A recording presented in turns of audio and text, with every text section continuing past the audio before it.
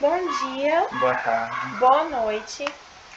Nossa dupla é formada por mim, Samira, E por mim, Heitor.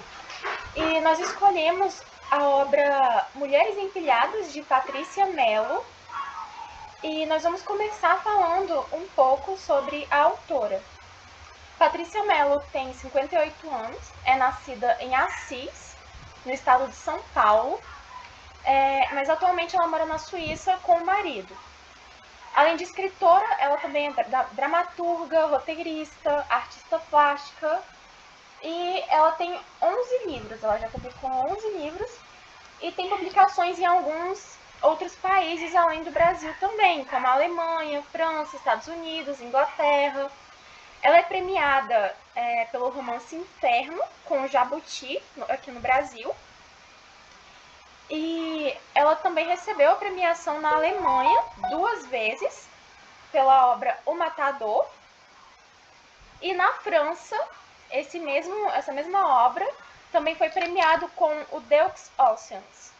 Nós vamos falar um pouco sobre a questão do estilo de escrita dessa autora, especificamente no romance Mulheres Empilhadas.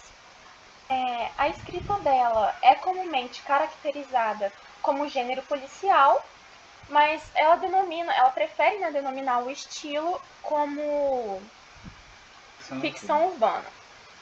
A narrativa dela assume um padrão muito descritivo, detalhado, tanto para o espaço literário, né, quanto para os acontecimentos do enredo e da trama da narrativa.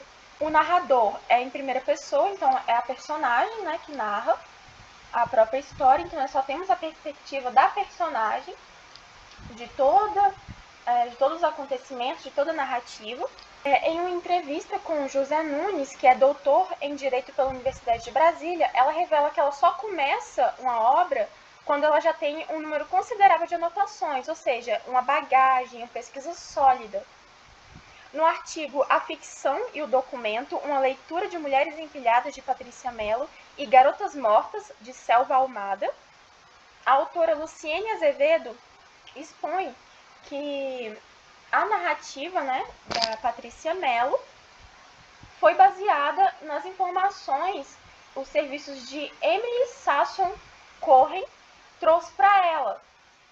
Ou seja, ela viajou, né, a Emily viajou para o Acre, foi para a floresta, fez entrevistas com diversas fontes, ou seja, com feministas, com advogados, com lideranças indígenas, líderes comunitários, entre outros, e segundo essa autora, né, segundo Azevedo, todos esses dados serviram para dar ao romance uma abordagem mais realista. E é por isso que ela compara, né, essa narrativa, ela compara, né, a narrativa de Patrícia Mello com um documentário. Nessa obra, Mulheres Empilhadas, em especial, a violência sofrida pela mulher e cometida pelos homens, porque isso é realmente muito frisado no romance, é o tema central, e os casos de agressão e de assassinato são descritos de forma muito detalhada, ou seja, como se em alguns momentos realmente é como se eles estivessem fazendo a leitura de um laudo da perícia. E eles fazem isso de fato em alguns momentos da narrativa. Nós temos também as problemáticas como as injustiças no tribunal, a falta de verba, as más condições dos trabalhadores da perícia, os subornos que as famílias ricas fazem, né, para o júri. Nós temos a culpabilização da vítima, que é uma coisa muito atual na realidade que nós vivemos hoje. A influência da pornografia na conduta masculina, que é uma coisa que também é abordada de forma breve e esporádica, mas que também é abordada. Nós temos o revenge porn, que é a vingança do pornô, né, que muitas vezes ex-namorados fazem com ex-namoradas. E são todos temas que são abordados pela autora e trazidos através das personagens em forma de crítica, de crítica social, mantendo os elementos, né, fundamentados nos aspectos culturais, jurídicos da realidade. Além disso, nós também temos a narrativa repleta de gírias, de expressões que são consideradas vulgares na língua portuguesa em uso. Muitas características da fala urbana, né, Mas a gente também tem uma mistura de espanhol e português, como ocorre em umas 2 vezes na aparição do pai de uma das personagens, né? Porque como o Acre e Cruzeiro do Sul também, eles estão ali numa região, né, que tem faz fronteiras com muitos outros lugares, né? E aí a gente tem, principalmente com a Bolívia, e aí nós temos, né, essa questão da variação linguística. Então nós vamos ver a mistura do português e do espanhol. Ela dispensa a escrita rebuscada, mas ela não foge da normativa padrão. Ela lança mão de palavras e expressões chulas, como, por exemplo, em um trecho em que ela lê o e-mail do ex-namorado dela, né? E ele diz: "Que porra é essa de Cruzeiro do Sul? Falando sério, não me parece razoável que você encare uma porra de um tapa infeliz numa bosta de festa." E aí ele continua falando, né? E ele, no caso, o ex-namorado utiliza esse palavreado chulo. E a autora, ela lança mão desses recursos também. No momento dos pensamentos da protagonista, né, da narradora. Por exemplo, durante a queda eu ainda tinha tempo de pensar. Que belo filho da puta. Isso são os pensamentos da protagonista. E nesses trechos, apesar dela utilizar palavrões, a configuração da construção sintática ainda é normativa, né? Ainda está dentro das normas padrões da língua portuguesa. Bom, já no romance Mulheres Empilhadas, como vocês podem ver, essa aqui é a capa do livro e é também o que está sendo exposto no PowerPoint aí ao lado. Desde a capa é importante nós fazermos essa apresentação, né, da capa. Vou começar lendo um trecho aqui sobre um TCC de conclusão de curso de pós-graduação de Fernanda Braga da Silva, intitulado A Representação da Violência contra a Mulher na obra Mulheres Empilhadas, Notícias de Feminicídio. A autora desse artigo coloca: o romance Mulheres Empilhadas já nos causa desconforto pelo título impactante e pela ilustração da capa, que reconstrói as imagens das figuras mitológicas Vênus, de Botticelli, e de Oxum, de Harmonia Rosales, justapondo-as como um mosaico.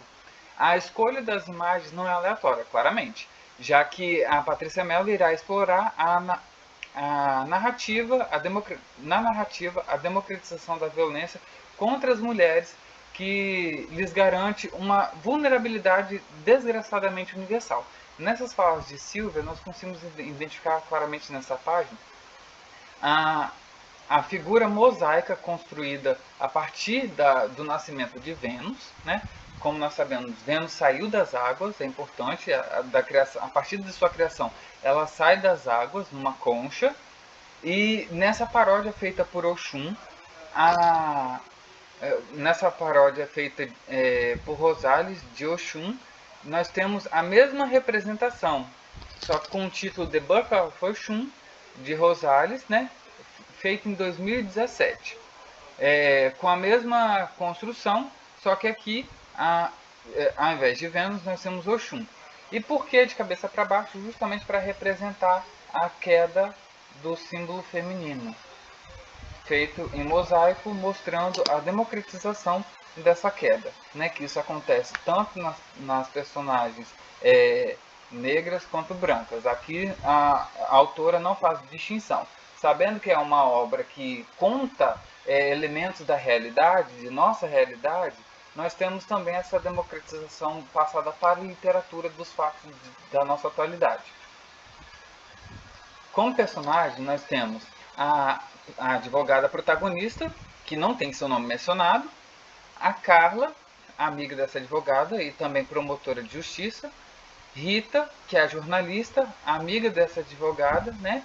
Marcos, que é o amigo que essa advogada protagonista faz no momento que ela se desloca até Cruzeiro do Sul, que tem 20 anos e também é um descendente indígena.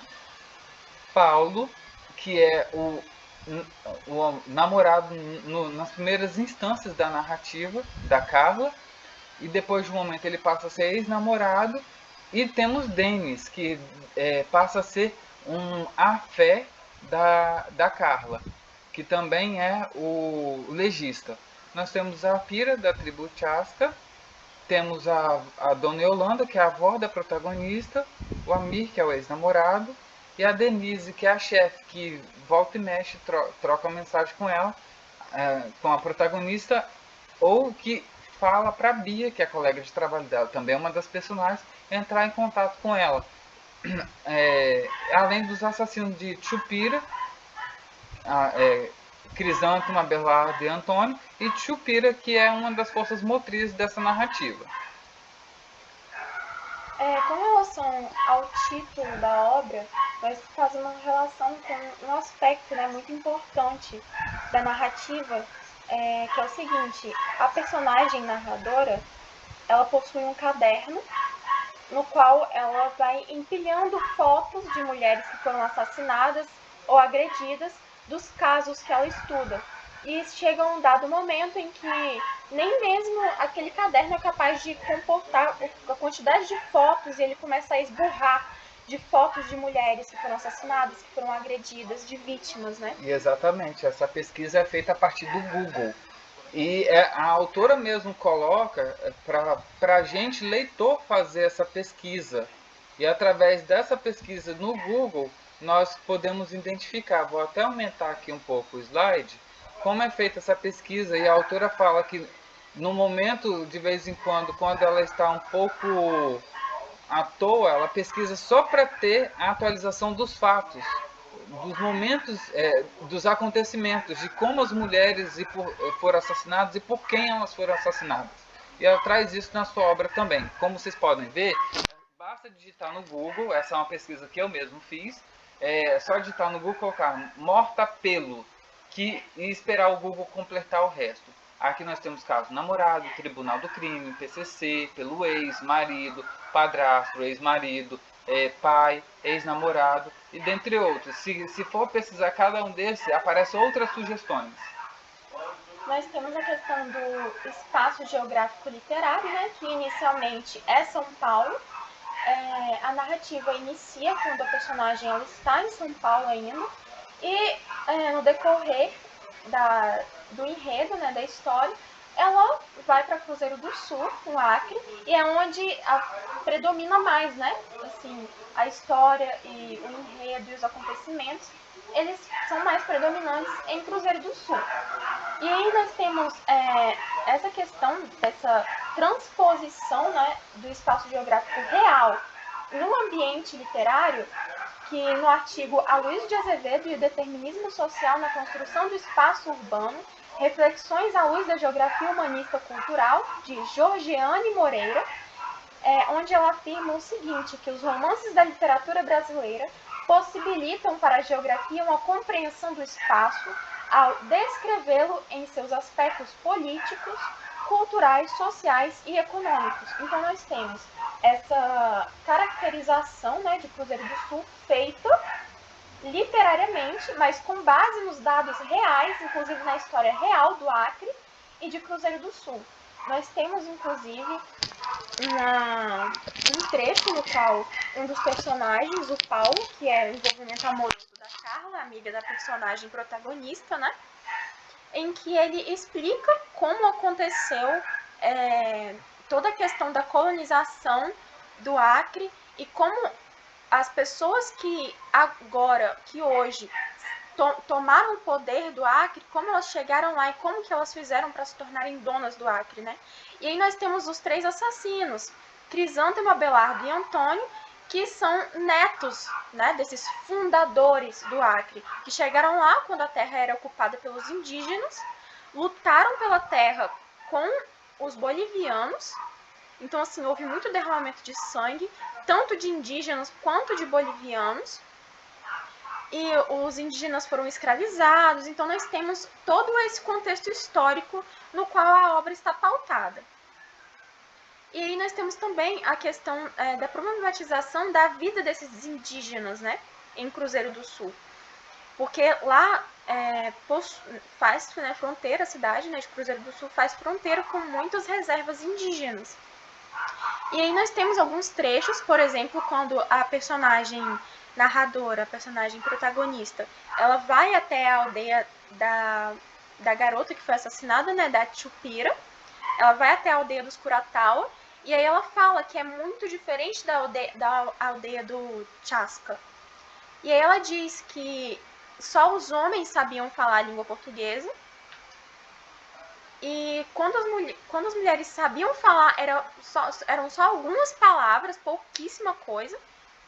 E ela fala também que não era como a aldeia dos Chaska, que era mais isolada, né, que tinha caça abundante. E aí ela diz que a aldeia dos Kuratawa era cortada pela BR-364, a madeira nobre já não tinha mais, não tinha mais espaço para roça, não tinha mais espaço para animais. Então, era cheio de ocupações agrícolas, né, de grandes fazendeiros. Então, assim, a situação dos Kuratawa era realmente muito, muito, muito pior do que a dos Chaska. Bom, e aí nós temos o resumo da obra, né? A ficção Mulheres Empilhadas, ela é trabalhada a partir da visão do narrador-personagem, como já foi dito, com diálogos e interações desta com outras personagens, além de divagações do pensamento do próprio narrador-personagem. Numa dessas divagações, nós temos, claro, essa pesquisa que nós já citamos aqui, feita pelo Google, que além de fazer a personagem principal ainda retoma isso em seus pensamentos, ela passa a retomar esses pensamentos e reproduzir isso ao longo da narrativa. E a história é construída, dividida em 11 capítulos, marcado por números arábicos inicialmente.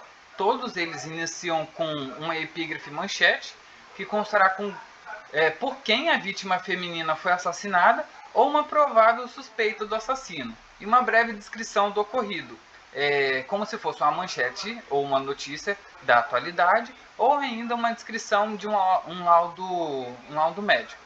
Nós temos aqui também um trecho no qual Azevedo, que é a autora do artigo que eu citei anteriormente, ela diz o seguinte, que essas epígrafes, né, aos capítulos, expõem circunstâncias do homicídio e o nome real das vítimas. Então, esses pré-capítulos, eles realmente retratam, né, o que aconteceu na realidade com essas vítimas, como nesse trecho. 1. Morta pelo marido. Elaine Figueiredo Lacerda, 61 anos, foi abatida a tiros na porta de sua casa num final de tarde de domingo. E a gente pode perceber o seguinte, que a autora escolhe a palavra abatida e não assassinada. É como se as mulheres fossem vistas como gado, né, para serem abatidas pelos homens. Além disso, continuando a parte das divisões, o livro também é subdividido por letras do alfabeto latino, que vai desde a letra A até a letra X, a partir do qual a autora utiliza-se dessa segmentação para trabalhar os acontecimentos da trama. Com mais uma segmentação, Patrícia Mello faz uma subdivisão, mas dessa vez ela parte do alfabeto grego, partindo do alfa, indo até o etá, por meio dos quais a autora lança mão dos acontecimentos em um espaço diferente do trabalhado anteriormente, o espaço em que a trama se desenvolveu até então, no caso a cidade. O contexto desses subcapítulos carrega a parte da trama relacionada à mata e às manifestações da natureza, com contato experimentado pela narradora ao ingerir a bebida sagrada carimi, que tem por efeito a imersão dela em suas lembranças e a recordação dos acontecimentos de quando criança. Essa experiência é denominada pelos locais como miração.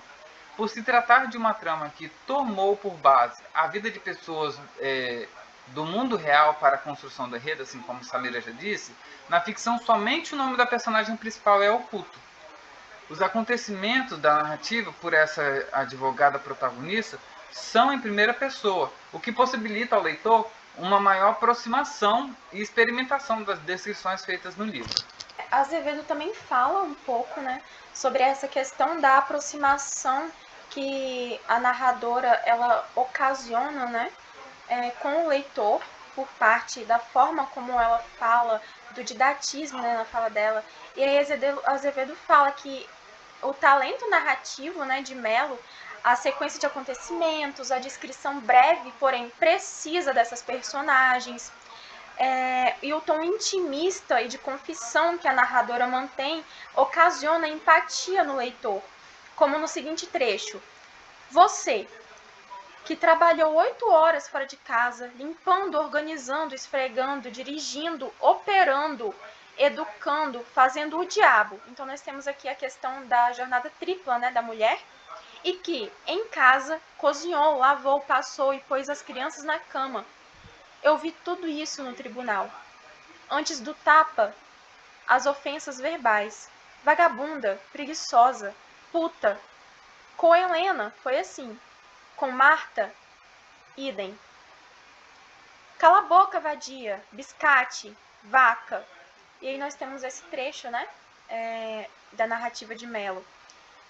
E Azevedo continua falando que esse tom intimista se torna didático e, de certa forma, como no seguinte trecho: primeiro eles nos conquistam, depois eles nos espancam e depois eles nos matam.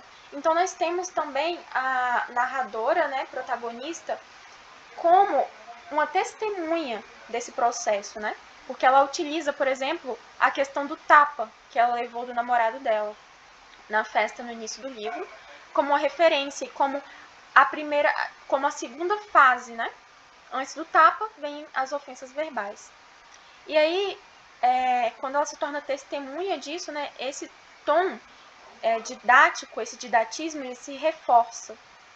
É importante notar, assim como a Samira já disse, desse tom didático, eu chamo a atenção porque ele vai retornar em um outro momento, seja em nossa apresentação, né, com traços da atualidade, ou seja ainda durante a leitura, os acontecimentos do próprio enredo.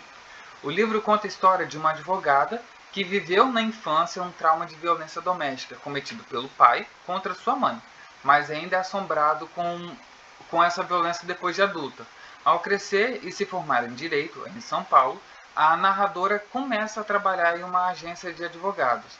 A empresa aceita participar de uma pesquisa sobre divulgação de estatísticas de violência doméstica contra mulheres e, para isso, designa a protagonista a ir a Cruzeiro do Sul, no Acre, coletar dados judiciais para compor essa pesquisa. Quando a protagonista está no voo, indo para Cruzeiro do Sul, né, saindo de São Paulo, indo para Cruzeiro do Sul, ela começa a analisar os casos que estão em aberto, né, no Tribunal de Cruzeiro do Sul, sobre as mulheres que estavam sendo agredidas e assassinadas. E aí ela constata, né, que o feminicídio é um crime democrático, porque em todos aqueles 180 arquivos que ela estava analisando, as profissões, o nível de escolaridade, a raça, a idade dos homens que agrediam, que matavam mulheres, eram muito diversas. Por isso, ela constata que o feminicídio é um crime democrático. E aí, nós temos aqui um trecho do livro Teoria King Kong, da Virginie Despentes, no qual ela fala sobre a cultura do estupro na sociedade, e ela fala, né, como que a lei dos homens trata essa questão. E ela diz o seguinte: parem de querer nos convencer de que a violência contra a mulher é um fenômeno recente ou próprio de um grupo específico. E aí, nós temos então essa questão aqui, né, de que agora, apenas recentemente, a violência contra a mulher começou a ser problematizada. Então, é uma problemática social, de certa forma, recente. Até 80 anos atrás, a mulher nem era capaz de votar, que dirá, né, de denunciar um crime, de denunciar uma violência. Então, nós temos essa questão dessa problemática de forma recente, né, tratada aqui. E aí, enquanto a advogada protagonista ela ainda está, né, analisando os casos, ela diz que em 180 processos, apenas em 5 deles, as vítimas não conheciam os agressores. Então, nos outros 175, os agressores eram todos conhecidos da vítima. É importante retomar aqui a capa. Patrícia Mello já traz essa democratização desde a capa, como já foi citado. Mas aí, continuando com o resumo da obra, a ida da protagonista ao Acre já é posterior à violência sofrida pelo namorado, que a bateu no rosto após perdê-la de vista em uma festa da empresa, em um surto de ciúmes. Já em Cruzeiro do Sul, a advogada conhece a promotora de justiça Carla, com quem faz amizade, e Marcos, o morador local com quem começa a se relacionar, de apenas 20 anos. A trama circula em um caso investigativo de violência maior, que é o assassinato da índia Chupira, uma índia da tribo Curaçao, que vai desde a retratação da violência contra ela ao julgamento dos assassinos. Sejam esses julgamentos ocorridos pelo julgamento dos homens, o julgamento que nós conhecemos hoje, ou o julgamento feito pelas guerreiras na floresta. Com relação às leis, né, e o eufemismo do estupro, nós temos aqui uma questão que a Virginie, do livro Teoria King Kong, que eu citei anteriormente, ela também diz o seguinte: na prisão são identificados apenas os psicopatas, os estupradores, em série que mutilam bucetas com cacos de vidro, porque os homens condenam o estupro. Mas isso que eles praticam, isso é outra coisa, sempre. Então nós temos a banalização do estupro, né? A questão de que o agressor nunca teve a intenção de estuprar. A esse respeito, a Silva, no seu TCC, como já foi apresentado aqui anteriormente, escreve: o uso e abuso do corpo do outro funciona aqui como um exercício de soberania, em que a violação tem o objetivo de anular ou aniquilar sua vontade e seu espaço corpo e geopolítico, o que leva o agressor, muitas das vezes, a recorrer inclusive à tortura física e moral. A normalização desses atos, através da produção de enunciados socialmente aceitos sobre a configuração de gêneros na sociedade, minimiza seus efeitos na consciência moral dos indivíduos agressores ou violadores, e gera conivência e impunibilidade, renovando o ciclo da violência. Aqui nós temos realmente a democratização da violência, tornando a violência contra a mulher algo previsto e possível de se acontecer de forma natural. Não que isso deva acontecer de forma natural, mas é um resultado através de ações possíveis. No enredo também é retratado outras violências domésticas além da principal cometida contra Chupira, com ou sem casos de morte da vítima mulher, mas em que todos ela sofre. Após observar o quão falho é a justiça e o espaço dominado por homens, a protagonista é levada à tribo Chasca em busca do Carimi, de orientações e também em busca de orientações sobre o que fazer. E é nesse momento em que nós temos aqui uma pausa para poder explicar sobre a diferença entre o Carimi e o Ayahuasca. O Carimi, também é citado a Ayahuasca aqui no livro, uma vez só, né? Mas o Carimi é o nome mais utilizado pela autora e acreditamos que seja o nome da bebida em um dos idiomas indígenas.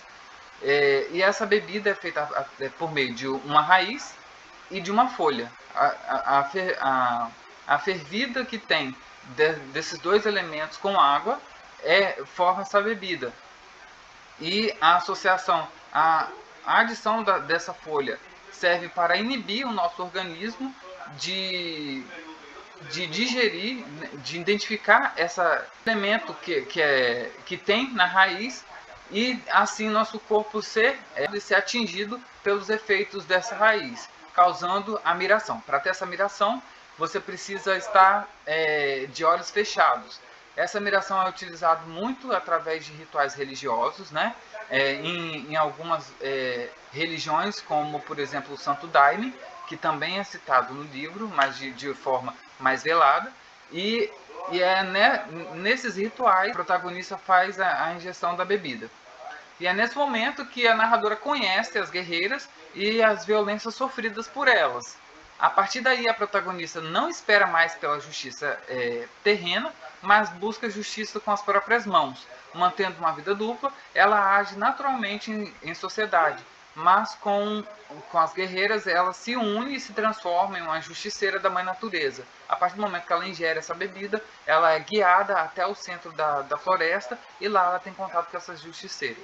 Lembrando, né, que ela encontra essas guerreiras, essas justiceiras, num plano diferente, num plano que ela acessa quando ela faz apenas quando ela faz uso do Karimi. Nós temos aqui, né, fazendo relação a essas guerreiras, a questão da concepção de donzela guerreira, que é trazida no artigo A Construção Discursiva do Corpo Feminino na Representação Literária de Donzela Guerreira, que é feita por Jesus e Sacramento.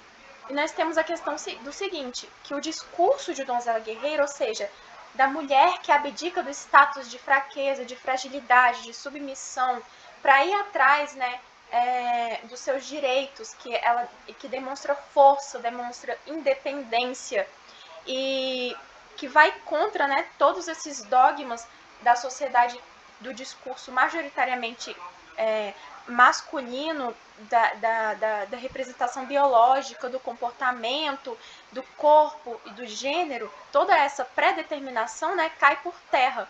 Porque é o seguinte, esse discurso ele não indaga os valores do patriarcado, mas ele ameaça esses valores, porque assimila, entende e vai contra eles.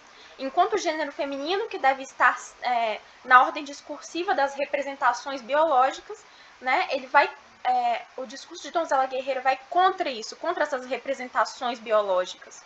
Essas guerreiras, na verdade, elas são retratadas como de cabelos volumosos, soltos, assim como também sem roupas, né, com seios e a parte íntima inferior à mostra, porque elas estão entre mulheres.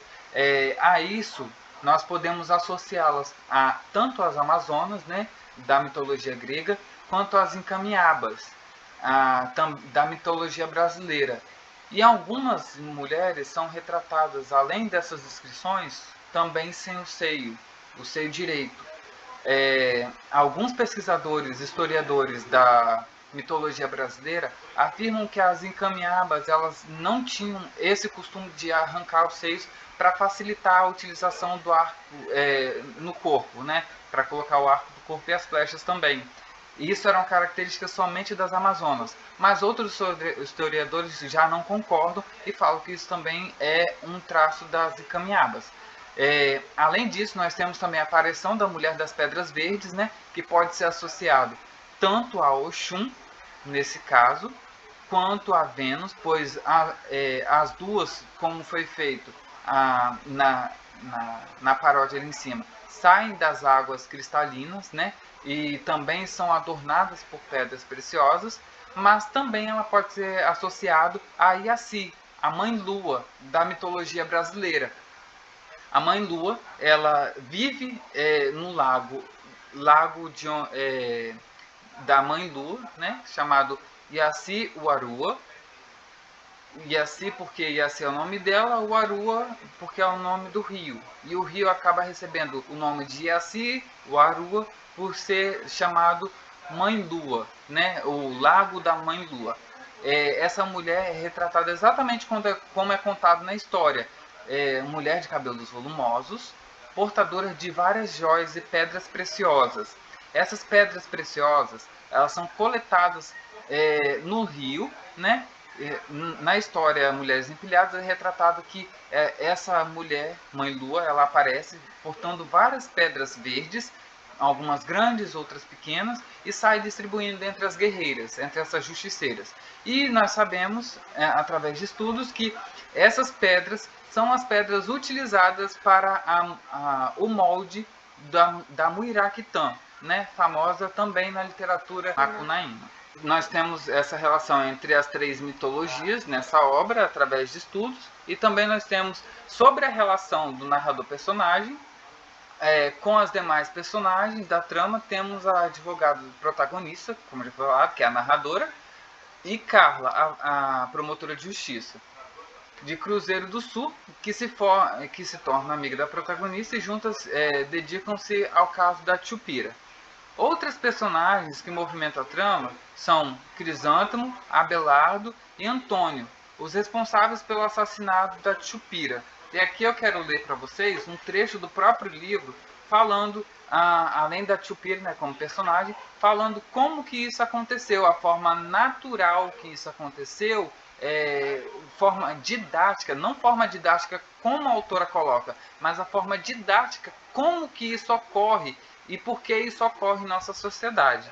Aí nós temos primeiro a reação da Tchupira quando é cercada por esses três elementos. Ficava olhando com os olhões grandes, com cara de tonta.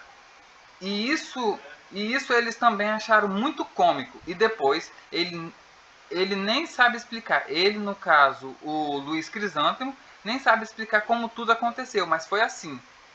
Uma coisa levando a outra. Ela não parava de gritar, e por isso eles rasgavam a camisa dela e amordaçaram. Continuaram a beber. E a coisa foi assim, digamos, acontecendo assim. Naturalmente, sabe? Antônio Francisco passou a mão nos peitos de Tchupira e eles não abusaram da Tchupira, não estupraram ela, mas eles a cortaram, a esfaquearam, a chutaram, quebraram vários ossos e isso foi feito de forma natural e gradual. Eles não esperavam que isso acontecia. E tudo isso foi feito porque ela reagiu. Segundo eles, isso foi feito naturalmente porque ela reagiu e eles ainda continuam. E Crisântemo disse que ficou com medo de que a brincadeira acabasse sujando o tapete.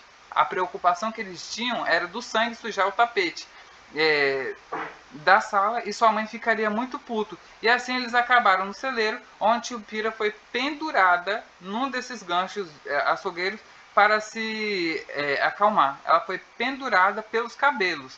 E aí, nesse momento, que eles falam que eles não a estupraram, mas sim cometeram todas as atrocidades contra ela. Isso quando a gente vê, né, a questão da significação do estupro. Não ocorreu conjunção carnal, no entanto, ocorreu sim a questão do estupro através de um objeto, né, porque eles utilizaram uma garrafa, né, para estuprar a Tchupira. Naturalidade com a qual ocorreu o ato, né, que ele diz que as coisas foram acontecendo de forma natural.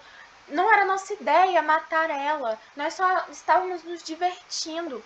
E aí nós temos o seguinte, no livro A Construção Social da Masculinidade, Pedro Paulo de Oliveira diz o seguinte, que a masculinidade é uma significação social, um ideal culturalmente elaborado, ou sistema relacional que aponta para uma ordem de comportamentos socialmente sancionados. Então, eles só estavam reagindo assim, eles só tiveram a audácia, né, e a coragem de fazer tudo isso porque o comportamento deles foi socialmente sancionado.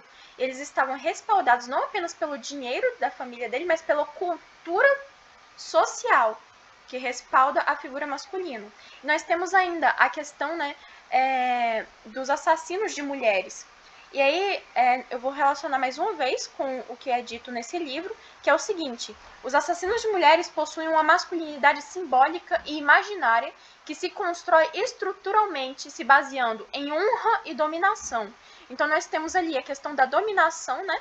Que eles só fazem tudo isso com Tchupira por causa do desejo de dominar e porque eles podiam dominá-la, porque eles estavam em maior número e tinham maior força, né, do que ela, e que, na maioria das vezes, se manifesta por meio da violência, o que de fato ocorreu.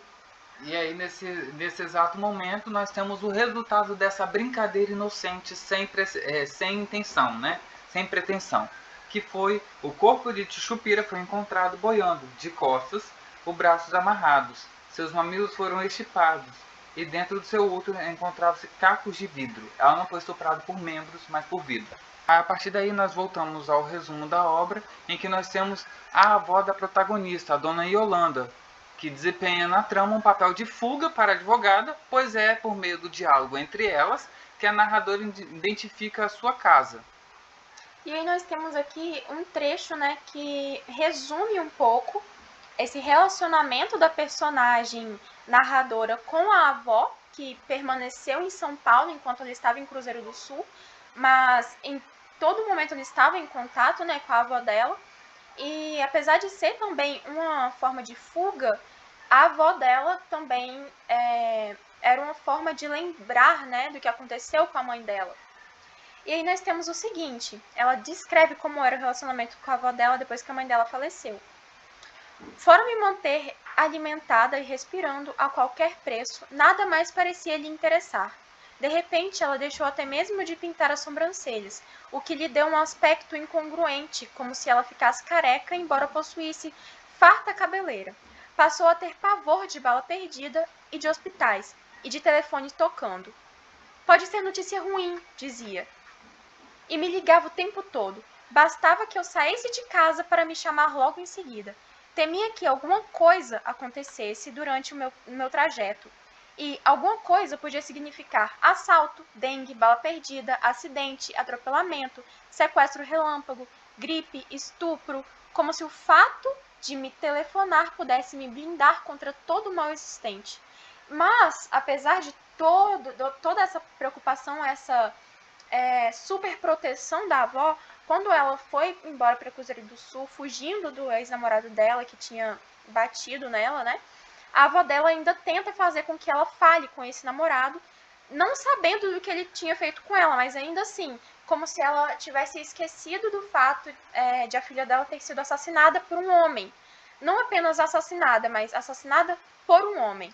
Sim, até porque a Mir também se faz de inocente nessa ligação que tem contato inicial com a avó para tentar ganhá-la e assim que a avó interceda por ele. Exatamente, ele tenta manipular a situação através da avó da protagonista. Mas a partir do momento que ela descobre isso, a situação tem uma reviravolta. Continuando, o Marcos é uma personagem secundária, com poucas ações, mas são suas aparições que auxiliam o leitor a distinguir em alguns momentos do texto o que é miração, alucinação e realidade. Assim como aconteceu, por exemplo, no momento em que a protagonista faz a ingestão da bebida Carimi e ela passa mal, que também é uma possibilidade, né? Religiosos que fazem a utilização dessa bebida em seus cultos, eles falam que se o Carimi, se a ayahuasca não tem uma reação adversa nenhuma no seu corpo, significa que ela não fez efeito. Então essa reação ela tem que ser física, tem que te dar diarreia, ou tontura, ou vômito, alguma coisa tem que te causar. E é através dessas situações, né, desses resultados da ingestão, é que ela passa mal e o Marcos vai ao encontro dela, né? E a partir daí nós temos a fala de Silva no seu TCC falando sobre as personagens masculinos reproduzem e perpetuam ideologias misóginas, à exceção de Marcos, que é várias vezes descrito de modo infantilizado, como se o fato de ter origem indígena e espiritualidade mediúnica, além de sua idade, fossem as responsáveis por tirar a sua masculinidade e agregar em si a infantilidade e a criancice. Bom, aqui nós temos um trecho em que a fala da Carla para a protagonista sobre o Marcos nos traz essa compreensão feita por Silva, que é exatamente assim. Deve ser deformação profissional da nossa parte, não acha?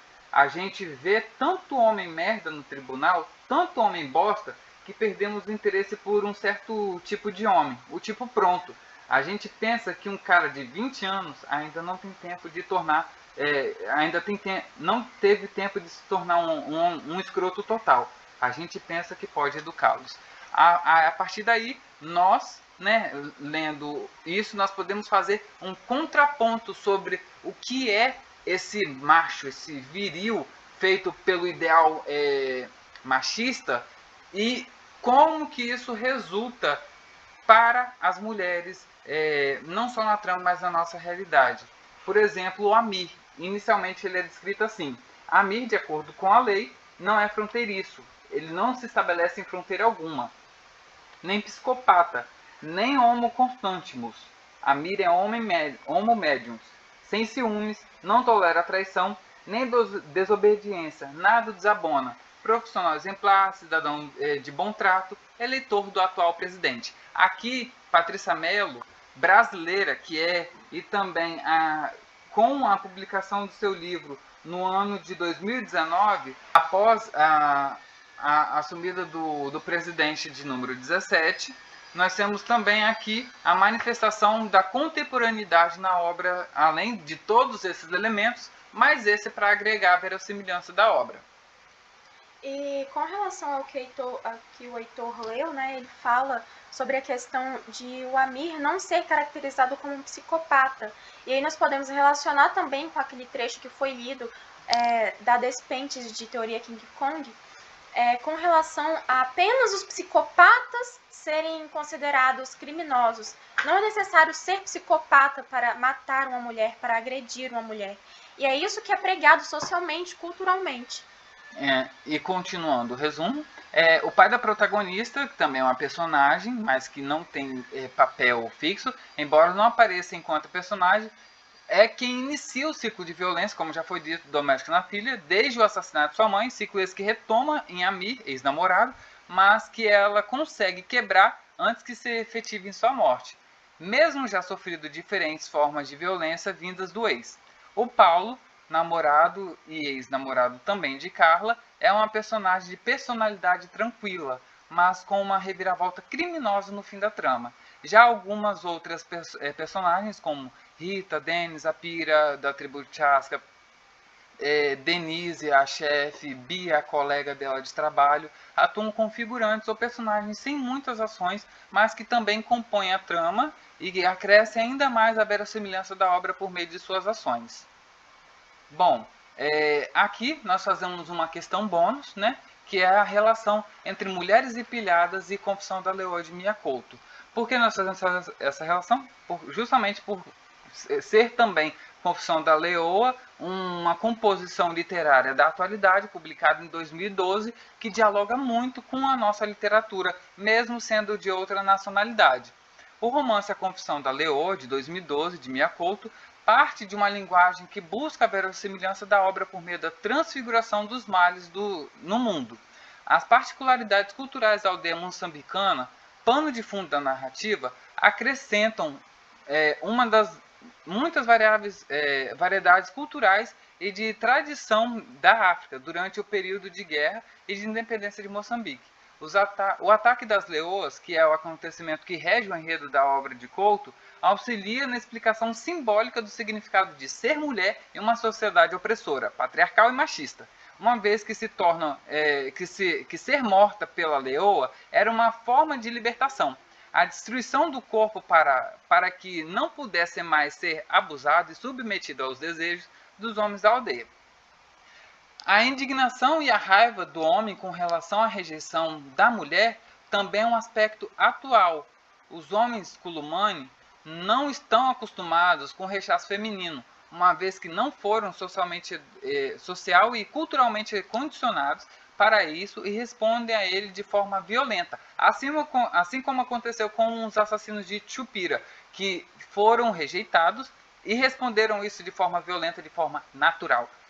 Desse modo, os homens de Cruzeiro do Sul, trabalhados em Mulheres Empilhadas, também não sabem lidar com a rejeição, o que demonstra aqui ser uma característica inerente do homem educado e que tem seu caráter formado sob e a partir dos moldes do machismo. Isso se atesta na obra de Patrícia Mello com a rejeição de Chupira por meio de seus molestadores, que transfigurou-se em perseguidores a assassinos, ou ainda em Amir, rejeitado pela protagonista, posta suas intimidades em redes sociais. Enquanto a Confissão da Leoa trabalha a fuga da mulher por meio de sua morte, provocada por outra mulher, em Mulheres Empilhadas, traz a justiça com a morte dos agressores, né? Aspectos contemporâneos existentes entre ficção e realidade, que são índices e notícias que nós podemos fazer, né? Desses índices e notícia, nós trazemos aqui primeiramente um que fala sobre o resultado da pandemia e os constantes ataques contra mulheres, que é justamente o feminicídio aumenta 22,12% em estados no período do isolamento. Crimes que têm raízes culturais fortes afirma Fórum de Segurança. Isso foi publicado pela Rede Brasil Atual, né? Além disso, nós temos o Brasil como o 5º país em mortes violentas de mulheres no mundo. Nós temos um caso há uns anos, mas que tem um desfecho mais atual. O goleiro Bruno fala da morte de Elisa Samúdio. Foi uma situação que saiu do meu domínio. Como uma morte de uma mulher pode sair do domínio de uma pessoa, né? Que nós temos inicialmente situações que fomentam o assassinato. E por fim, como coloca a própria Silva, como o próprio sistema contribuindo para que isso continue acontecendo, nós temos o desfecho, que é a liminar do Supremo Tribunal Federal, autorizando a liberdade do goleiro Bruno por bom comportamento. Além disso, nós temos a traição, né, e as agressões feitas por Nego do Borel a Duda, sua ex-esposa. Numa entrevista, a Duda afirma que o Nego do Borel jogava um videogame enquanto eles discutiam. E o Nego do Borel joga o controle na televisão com todo ódio e rancor e ainda fala para a Duda: eu fiz isso para não fazer em você. O Nego do Borel afirma que esse ato dele foi um ato de extravasão dos seus sentimentos e que ele, jogando sem querer, o controle atingiu a televisão e quebrou a televisão. Sabemos que jamais isso aconteceria de forma natural, a não ser se fosse jogado com todo ódio. E assim como descreve a protagonista de Mulheres Empilhadas, inicialmente isso começa com um aviso em que o agressor fala: eu vou te matar. Depois desse aviso, isso se torna um ato de agressão, seja ele físico ou verbal, e depois disso é concretizado o assassinato. Em alguns casos nós temos a partida do aviso para o assassinato em si, mas em todos nós temos esse fim. Graças a Deus, a Duda consegue quebrar também esse ciclo e fugir dessas agressões. E a partir daí, nós fizemos o nosso mural, infelizmente, de mulheres empilhadas. Todos eles de mulheres de nossa atualidade assassinadas. E é isso, o nosso obrigado. Nós agradecemos. Com essa triste notícia.